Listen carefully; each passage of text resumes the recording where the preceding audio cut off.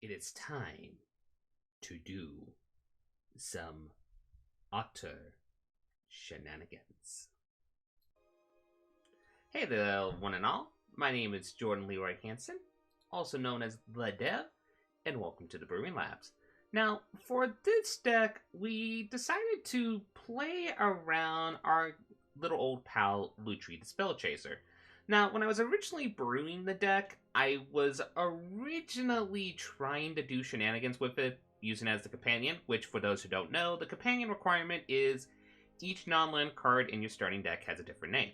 Now, this card was so powerful that it actually got banned in the formats where this card would have been very, very easily. As it showed here, it is not legal in Singleton, and it's not legal in Brawl. And it's also not legal in Commander. It got banned right before even the set release. Because initially they wanted to do this design to try it so you can try this card mostly in the standard format.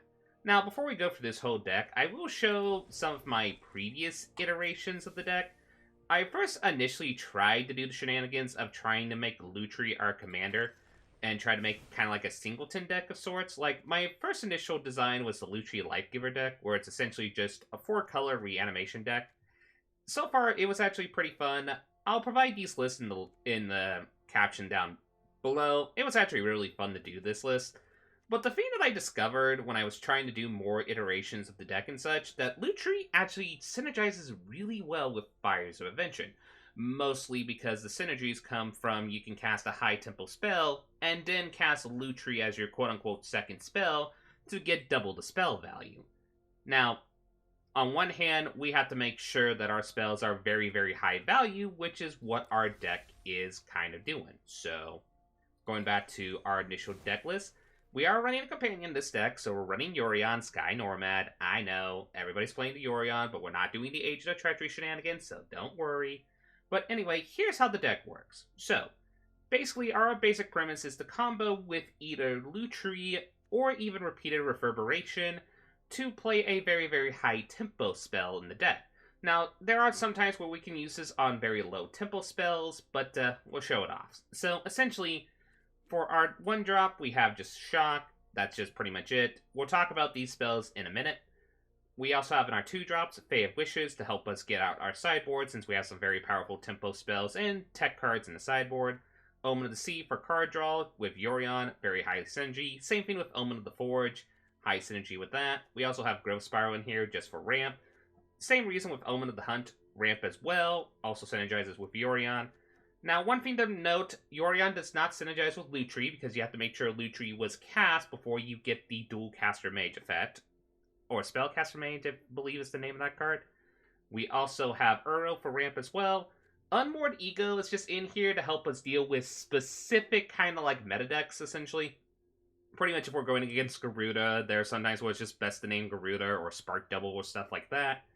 Or just even like in the cycling deck, just name Scene and Flare and you should be good. We also decided to test out 2 quote-unquote mid-tempo spells, the Mythos Cycle. Mythos Luna, which helps us create a token that's a copy of target permanent. If red-green was spent to cast a spell instead, create a token that's a copy of that permanent. It has that it fights, essentially, but mostly copying a target permanent can be very, very nifty. We also have Mythos Obrokus in here, both as a good tutor spell, but also allows us to return stuff. It's technically a third Tameo that just doesn't have the static effect, but I do like the tutoring aspect of this, especially if we have the mana since we are a 4-color deck. We also, as we said before, have Fires of Invention, helps us with Lutri very well, or even Repeated Reverberation. And then we have Storm's Wrath, it's just a board wipe. And Tameo's in here to both just fill our cards in our graveyard for Uro, but also to help us bring back either tempo spells, bring back our combo pieces and such. And also the static effect is very, very, very nifty. Also, we have Cavalier Forms, same thing, helps us with ramp, helps us to essentially return stuff to our top of our library that could help us with combos. And then we got some of the tempo spells. We got Escape for the Wilds for ramp. It's one of the spells we don't mind duplicating with either Lutri or Repeated Reverberation. We also have Casualties of War in the deck because Repeated Reverberation that or Lutrine that is kind of a closer. Like, if you can do that, that can sometimes close, with the exception of some very, very low aggro decks, can close out the game pretty quick. Then we also have Genesis Ultimatum. That is kind of like one of our other high value spells that we don't mind casting with this. So then with Lutri or Repeated Reverberation, just being able to either revealing the top, or looking at the top 10, maybe even 15 cards, ridiculously absurd. Now, the spells that can both be used early game, but we also don't mind using these as our module late game tempo spells with Lutri or Repeated Reverberation, Erebos' Intervention, and Purphoros' Intervention. These are just very nice scalable spells that essentially have very good module abilities. Let's look at Erebos' Intervention. Target creature gets negative X until end of turn, you gain X life. I can't tell you the amount of times in games where I actually was able to do Erebos' Intervention early game for on turn 5 around, make it like Erebos' Intervention for 2, and then using Lutri or even Repeated Reverberation to use it as a semi-board wipe that can also gain us a lot of life and to help us against the aggro matchups. I really like this card a lot in this deck. I was originally having it in the sideboard, but I kind of mainboard it now since the modularity is nice. Also, don't underestimate the second choice of the spell about X Island up to X target cards from graveyards. That can help you against the Lutri, or not Lutri, the Luris decks in the format, but it also can help you against the Cycle decks in the format, because what you can do is if you have Erebos' Intervention online, when they try to Zenith Flare you, you can just essentially Erebos' Intervention for very high X, and then pretty much take out all the cycling cards in their graveyard, and then make Zenith Flare kind of, essentially. We also have Purphoros' Intervention. This is for control, but this also can be used as a finisher as well. Pretty much, it has the ability that our finisher for this spell is being able to create an X1 red elemental creature token with trample and haste. Mostly what happens is we can get this at a very high value. We can, essentially, if we have Fires of Invention online, we can pump all of our mana into the Purphoros' Intervention, and then pretty much either beforehand cast Repeated Reverberation or after cast Lutri to duplicate the spell, get either a couple or a 2 to 3 essentially high power elemental haste creatures that can be just used as a finisher. There's so many times where I was able to finish a game using this combo. But worst case scenario, early game, we could also use this as just a removal spell to remove a problematic creature or planeswalker. And same thing applies, as I said, with Erebos' Intervention. There are times where I have this as a very low X, and then just copy with Lutri just to do as a semi-little board wipe and such. So, then we also have Shark Typhoon. You kind of want to play this card. It is, if you're definitely a Dirtily deck, which we are, Shark Typhoon is kind of an auto-include in this format, just for the factor that if you have it cast, you essentially have it on the battlefield. We do have a couple X spells in this deck, and we could get the sharks to be at high powers and high toughness. But even best case scenario, we can also just be able to cast our other mod spells and the high value spells and just get a bunch of shark tokens out. But even worst case scenario, there are some times where you will cycle this without much of a sweat to just get a shark token to use as a trump blocker and such. So it both, yet again, kind of like what you see with the majority of spells in the deck, both has an early game use, but also has a late game use. As for our sideboard that we have for Fae of Wishes, as well as just for stuff that we would want to sideboard in, we have Sorcerer's Spyglass, mostly just to name a very problematic planeswalker, probably Luca in this case, maybe even Teferi. We have Clear the Mind, just in case if we're going against a control matchup and they're trying to mill us out, we can tutor for the Clear the Mind, shuffle our graveyard into our library, and then make them have to go again. One extra Unmoored Ego in the sideboard, just in case. One Fire Subvention, just in case if we can tutor it out. Another Shark Typhoon, just in case. Casualties of War. If we're tutoring with Fire Subvention, we have Ruinous Ultimatum if we have enough mana just to be just a unconditional board wipe against the opponent. Genesis Ultimatum, pure value. Eerie Ultimatum, there was one game where I was able to cast this with a lot of permanents in my graveyard, and oh my gosh, that feels amazing. We also have Inspired Ultimatum, just card draw and life gain, never hurts. Emergent Ultimatum is actually cute in this deck as a one-of in the sideboard, just because you can tutor out some pretty high-cost permanents that we have in the deck. Like, you can do, like, a Fires of Invention, Cavalier of Thorns, and, say, one of the Omens, for example. And then or even a Shark Typhoon, and the opponent is between a rock and a hard place with that one. So, Emergent Ultimatum, actually really cute in our sideboard. Finale of Eternity has another Ed spell in the sideboard, just in case as a semi-board wipe. We could also mainboard this in if we're playing best of free, if we're going against a very aggro-based deck, because we don't mind playing this early game. And if we play this later game with a lot of creatures in our graveyard, we don't mind. We don't have a lot of creatures, but we have enough to at least get some initial value of it. And Finale Devastation, another good closer, especially if we have a wide board presence, thanks to stuff like Shark Typhoon and such. So, Pretty much pump Edson to 10, make everything get plus 10 plus 10 in plus 10 plus 10 in haste or more, and whoop, swing in. Anyway, that is the deck. So, we're going to play a few games of the shenanigans. Before that, we will go over the lands real quick. Currently, our land count I will show is 32 lands, 4 less than what you usually do, but like I said, we're pretty much an early curve deck until we get to the combo. So, our land base is 2 Castle Lock Drains, 3 Islands, 2 Castle Vantresses, sorry, brain fart, 1 Castle Lock Flame, 2 Swamps, 3 Mountains, 4 Forests, 2 Watery Graves, 1 Temple of Epiphany, 2 Overgrown Tombs, 1 Temple of Abandon, 3 Temple of Mystery, 2 of the following triomes, the Ketria and the Zagaf triome, 3 Fabled Passage, and 1 Label Scophris. All of this is mostly just for mana fixing or scrying. This is just mostly there just to help us against more of the aggressive base matchups. Nevertheless, now that is the full deck tech, we should now get on to the following games and do some little shenanigans with our little otter that is pretty much allying with one of the more powerful cards in the standard format. So, let's give it a shot. Shall we? Okay. Yeah, I like this hand. We have our little pal Lutri, we have the Growth Spiral, we have Fabled Passage. I like this hand a lot. We're keeping it. The second Tamiyo is a little questionable, but we really don't know what our opponent's playing yet. Ooh, an Omen Forge on top. That is perfectique. Especially for our opponent's like an aggro-based deck.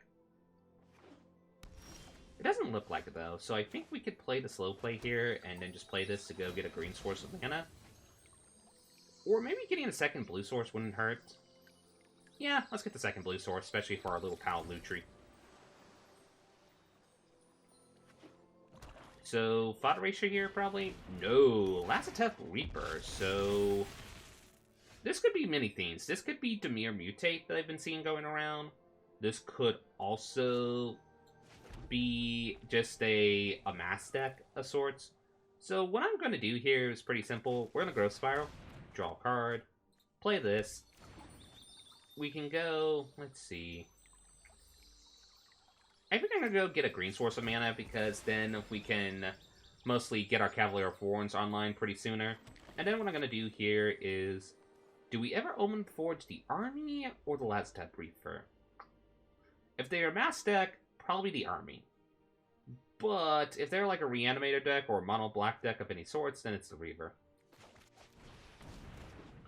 I think it's the zombie army because they can mutate on that, make it bigger. Plus, they could reanimate this with stuff like Call of the Dark Deaths and such, so we don't really want to remove this until we have to remove this. Ooh! It's a Aristocrats deck, so... Okay. We do have the board wipe online when we need it, so I think what I'm going to do here is get our little Tamiyo friend out. Going to plus, try to get a Fires of Invention.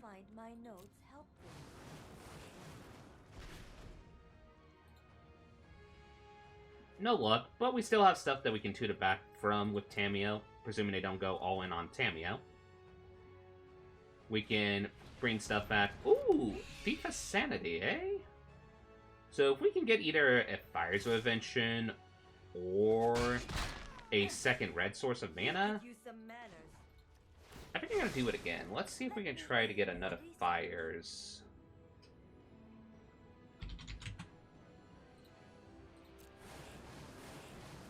The second choice was also Omen of the Forge, so the fact that we whiffed on both of those is kind of wah. So the opponent can steal stuff from us, which is... Yeah, I think what I'm going to do here is do this carefully, but I'm going to Omen of the Sea. See if we can get one of our shocks on our deck. Unmoored Ego is not bad, but we really don't know what our opponent's deck is. So we're going to bottom both these, hope we get a shock, or... As I was also going to say, another mana doesn't hurt either, because then we can Uros of Titan Nature's Wrath. Do some ramping. So yeah, our opponent is going to be doing some FIFA Sanity shenanigans, which is Wump Wump. So they're Gritzes, eh? Gritzes Aristocrats? Oh no, maybe it's just Grits as a Mats, it looks like. So they're probably going to attack a few stuff into Tamio, attack us...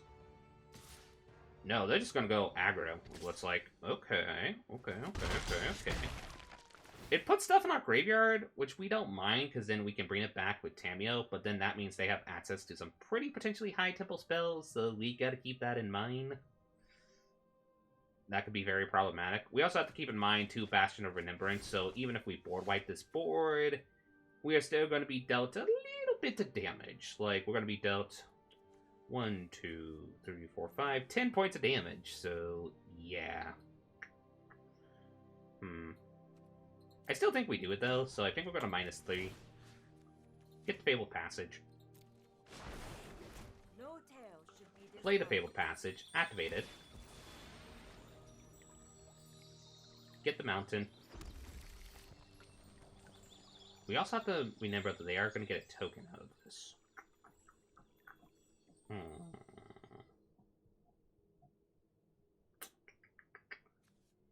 Do this, have still 1 black mana open. We could also just do the board wipe just to be safe. But they will still get 1 token, and we would be at 6 life, so we gotta keep that in mind.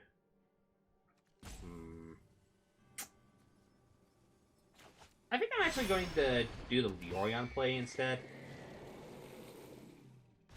Flicker these. This study is over. Just get rid of the FIFA Sanity. Scribe for a spell that we want. Yeah, we're going to lose 2 life, we know. Putting Castle of Entrance does feel bad, but we're trying to get mostly one of our high tempo spells at the moment.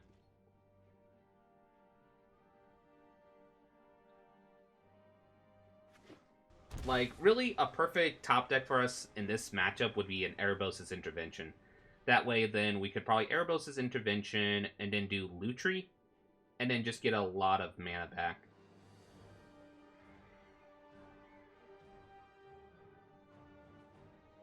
Well, the Casualties of War wouldn't hurt either to destroy the Bastion of Remembrance, so I'm not going to lie on that. So, okay, so our opponent's going to bounce Yorion. Fascinating. Oh, are they going to be cheeky and name Yorion? That's probably what they're going to do. They could also name Fires of Invention. Nope, they named the Yorion. So, okay, they're going to be cute. Okay, makes sense. Makes sense. They are going to look at our hand, unfortunately, so they will know. It'll be interesting to see what they do here. Are they going to attack in all in Tamio, or are they going to attack in all of our face, knowing that technically they do, if we do attempt the board wipe, they do have the potential for lethal. Do they, though? Let me think here. Let me do... Ooh, that was the top deck we needed. Okay. So they're going to attack in with all their stuff, obviously. They're going to attack all in on Tamio. Fascinating. Okay. Makes perfect sense, though. Okay, so we're going to go back to our turn. That's more perfect. So we got to do 1, 2, 3. Keep enough for Lutri. So 1, 2, 3, 4. We're going to do this for 3. We're going to target the thing that they can't reanimate, so which would be one of the tokens. We're going to auto-pay that. Then what we do is we play our Power Little Lutri, reanimate that, and then, let's see, the first one's targeting that, so we're going to target this one.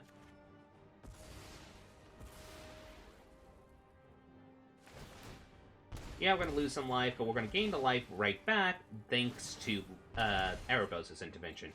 Oh, that was such a good tempo play there. So then I think we're going to try to name Fires of Invention again. No, but we do have a couple of Uros, so maybe we just need to accept the fact that maybe playing Uro next turn is probably a wise idea.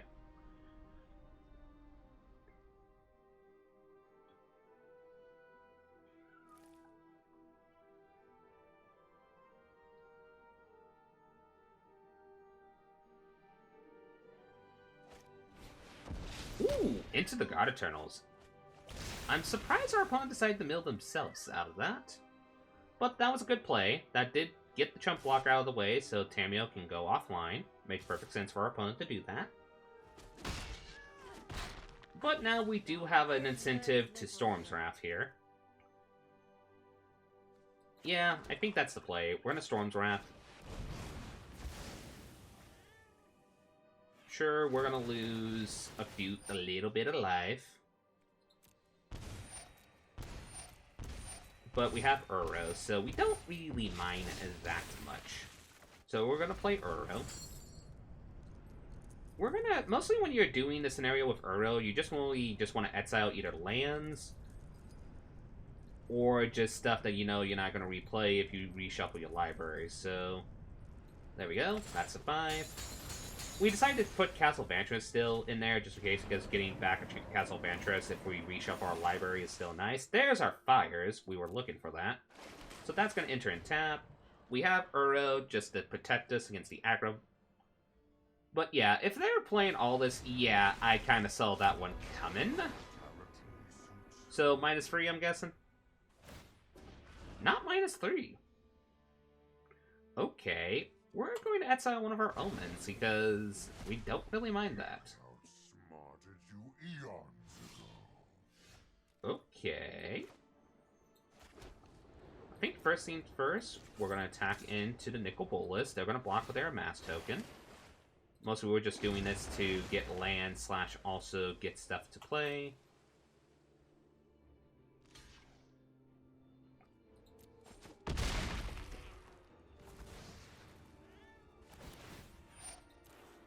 We're going to lose some life. We don't mind that much. And do we want to bring back something? I think the answer to that is a yes. So what we're going to do is we're going to play the Fires. Then we're going to play the Tamio. Sure, we can cast it with the alternate cost. We're going to -3 on the Tamio and bring back... Casualties of War. I have learned much from my ancestors. Now, the problem is with this play, if the opponent has another Unmoored Ego in hand, they could just Unmoored Ego, name the Casualties of War, and then take out our second one in our deck. But I do think the fact that we're pressuring our opponent to have to do that play is a lot more valuable at the moment. So yeah, they're going to do that again. We're going to take out the Growth Spiral in our hand, since we really don't need it at the moment, and I think I would rather sacrifice this to essentially scry into a more high-value spell, which we're going to do now. So we're going to do that now. Ooh, Fae of Wishes, that's going to be on top.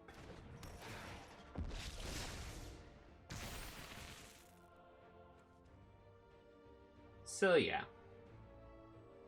So chances are our opponent's holding on Counter Magic is my logical guess. No, they're just going full on Nicol Bolas theme here, which means they're tapped out, which I'm not going to complain on that.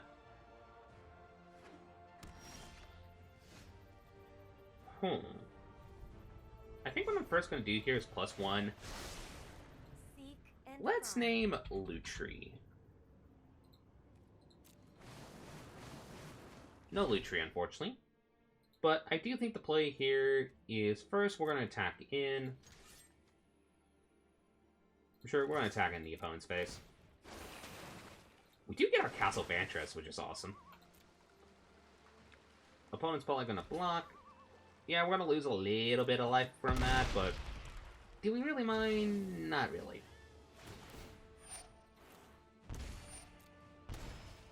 Then I think we first do the Casualties of War because they know it's coming. We're going to destroy target creature, target enchantment, target land, target planeswalker. Creature, enchantment, Castle Lockthrain, because that's card draw, and planeswalker, Nicol Bolas, obviously. Do they have the negate in hand? They did not.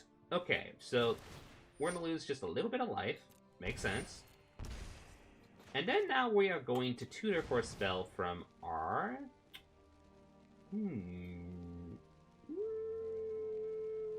Actually, we're going to tutor for that.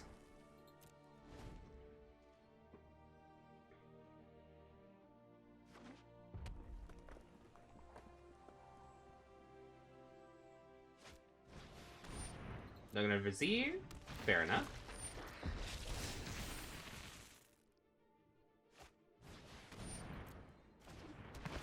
They're gonna build up the board state. Makes sense.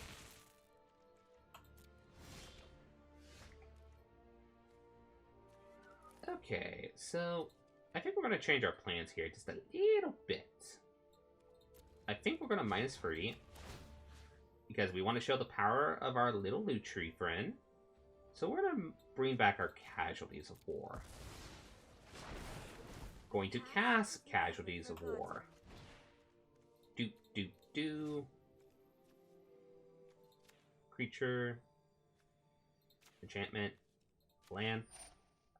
Then Lutri!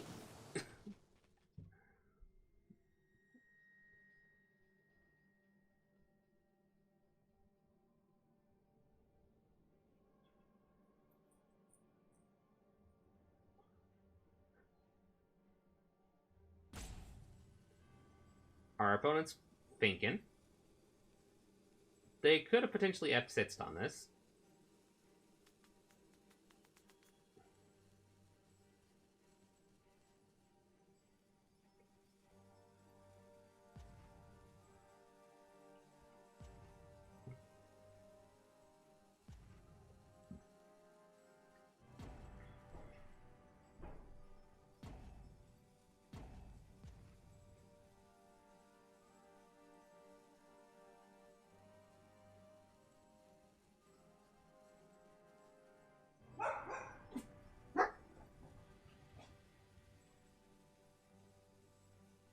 Yeah, our opponent's doing some thinking here, so I'm going to guess this was a scoop.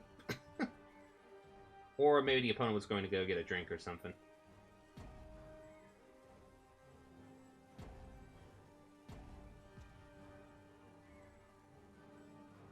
Yeah, I think our opponent just scooped.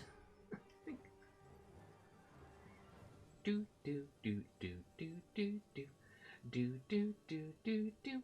Do do do do do do do do do do do do ba do do do do do. There we go. Okay, they didn't scoop. They must have just went to get something. And we'll do that again, and we'll do that.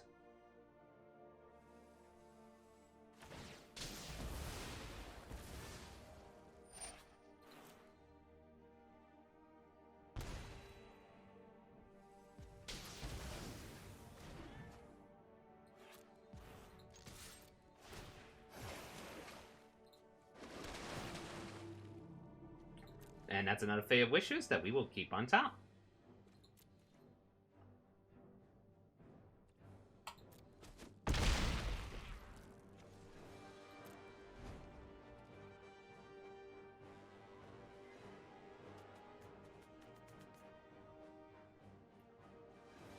Our opponent's thinking here.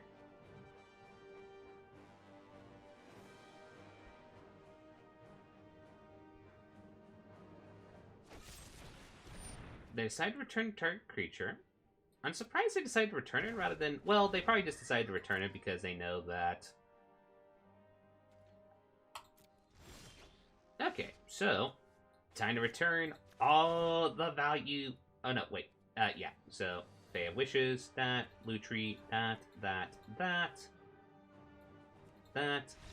And the opponent was like, nope, nope, no. Well... I think to our opponent, that was an utter catastrophe. Okay, this is technically a bonus round. I forgot that actually this weekend is the new event for MTG Arena, which is the Festival of Mountains of Mana. And I figure Yori Utreon, our little deck here, can actually do some very fun shenanigans in this format. And we do follow all the requirements for it, so... We're going to play this extra round. Maybe with the extra mana we're going to get from the treasures, we can actually hopefully get off with our combos with some silly shenanigans. But we'll see. Okay, so let's take a look at our hand here. I like it. We do have our Omen. We have our Ereboses. We have our little Lutri friend. So yeah, we're keeping this. I would like a growth spiral and such, but I'm not going to complain here. So we're going to... I'm actually going to play the Mountain out because I've been seeing in this format from the little trial matches I've been trying out to get my little rewards that a lot of the popular decks are kind of like aggro-based decks, so better to have the Omen of Forge online if we need to. It doesn't look like that's the case, though, so we're going to play this tapped. We're going to pass the turn to our opponent. They look like they're playing green something. It could be mono green. Looks like mono green. Yep, smells like mono green. It's mono green!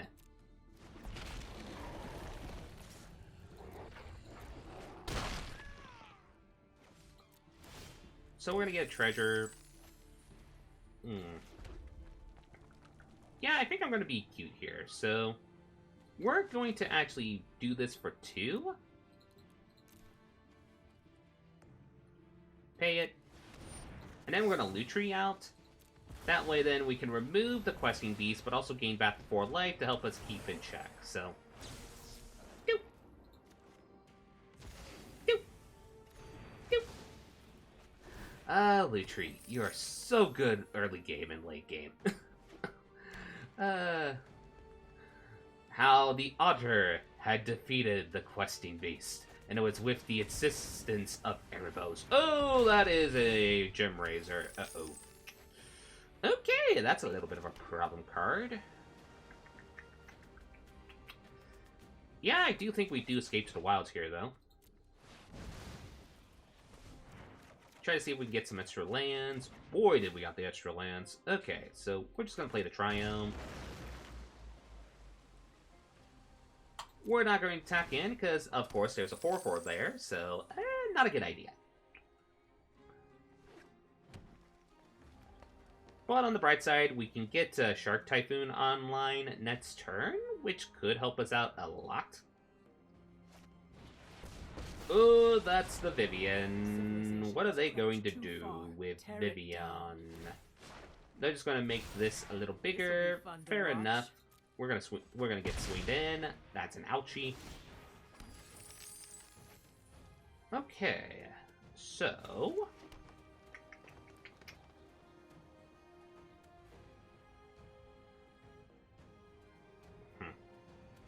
yeah, I do think we get out our Shark Typhoon here. They're the aggressive matchup.